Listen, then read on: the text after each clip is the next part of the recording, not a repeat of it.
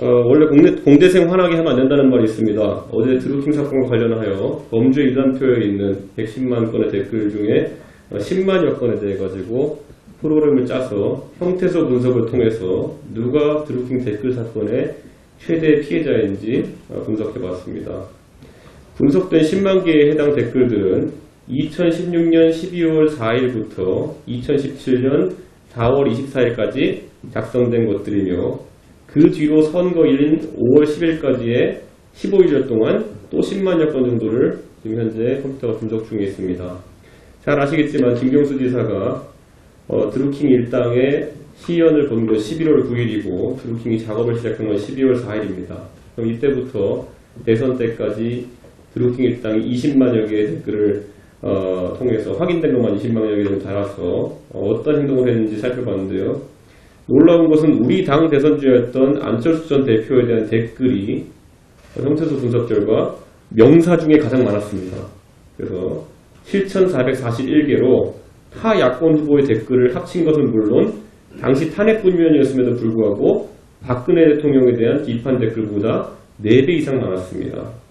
또한 아직까지 저도 상상력의 한계 때문에 다 분석하지 못했지만은 안철수 대표와 당시 연관 검색어 관계에 있던 찰스, 초딩 등의 다른 비하적 표현까지 포함하면 그보다 훨씬 많은 댓글이 구체적으로 안철수 대표를 타겟팅해서 공작이 진행되었음을 알 수 있습니다. 이것은 가장 기초적인 형태소 기반의 분석이며 정치적인 주장만으로 피로감을 주는 자유한국당과 다르게 연휴 기간 중 제가 알고 있는 지식 하에서 다양한 분석을 통해서 논리적으로 왜 이번 댓글 공작이 선거 결과에 영향을 미치기 위한 저질 형태의 시도였으며 야권의 주자들에 대한 특히 무차별적인 공격이었는지를 입증하겠습니다. 민주당은 메시지에 자신 없으면 메신저를 공격하면 된다는 식의 자라난 학생들에게도 결코 유익하지 않은 공격을 중단하고 이런 분석 결과에 대해서 겸허하게 반성하십시오. 또한 이런 공격에 대해서 문재인 대통령은 그 당시 상처 입었던 야권 후보들의 마음을 어루만지는 조치를 취해 주십시오. 과거 지지 세력의 좌표 찍기, 문자 폭탄 등에 대해서는 경쟁을 흥미롭게 만들어주는 양념 같은 것이라는 표현으로 가볍게 표현했다가 여론의 비판을 받자 화들짝 놀라서 유감 표명을 하고 미루하신 적이 있습니다. 이번 김경수 드루킹 댓글 조작건은 그보다 더 심한 선거 개입 행위이고 문재인 대통령을 찍지 않았던 58.92%의 국민, 특히 바른미래당 후보들을 지지했던 28.2%의 국민에게는 매우 큰 상처로 남아있습니다. 제가 그래서 지금 실제로 그 10만 건 정도만 우선 골라가지고 제가 돌려본 결과인데요. 결과를 보시면 참 놀라운 것이 문재인이라는 명사가 포함된 것이 9,791건입니다. 이건 대부분 제가 본 결과 칭찬하는 댓글이었습니다. 그리고 안철수가 그 다음입니다. 7,441건입니다. 문재인을 칭찬하는 만큼 안철수를 공격해야 됐던 것입니다.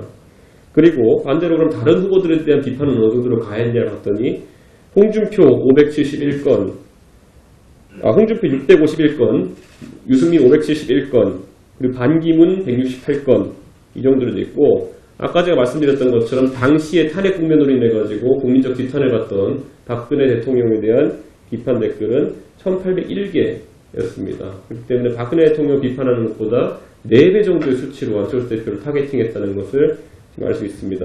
그 외에도 보면은 주요 경로에서 그러니까 선거 과정 중에서 예를 들어 토론이 있었을 때 토론이라는 단어 하나로 3,009건의 댓글을 게시했던 드루킹 일당, 그리고 뭐 제가 참고자를 넣었지만 그 당시 손학규 대표는 122건밖에 없습니다. 예, 그리고 김무성 대표 이런 야권의 일반적인 정치인들 45건밖에 없습니다. 그렇기 때문에 대선 주자들을 타겟팅하고 특히 그 중에서도 우리 바른미래당의 후보인 안철수 대표를 타겟팅해서 괴롭혔다는 그런 아주 구체적인 증거가 나왔습니다. 이것은 아까 말씀드렸던 것처럼 처음 10만 건에 대한 분석, 그 일람표가 10만 건씩 11개의 파일로 되어 있습니다. 첫 번째 파일을 분석한 것으로서 연휴 기간 중에 대선 1까지의 그 내용들을 모두 분석할 계획이 있습니다. 분석이 완료되면 민주당은 이 자료에 대해 가지고 최소한 일말의 책임감을 느끼고 사과하는 자세를 보여줬으면 합니다. 분명히 이번 댓글 공작 사건의 최대 피해자는 우리 바른미래당을 지지했던 국민들 그리고 안철수 대표와 같은 대선주자였습니다.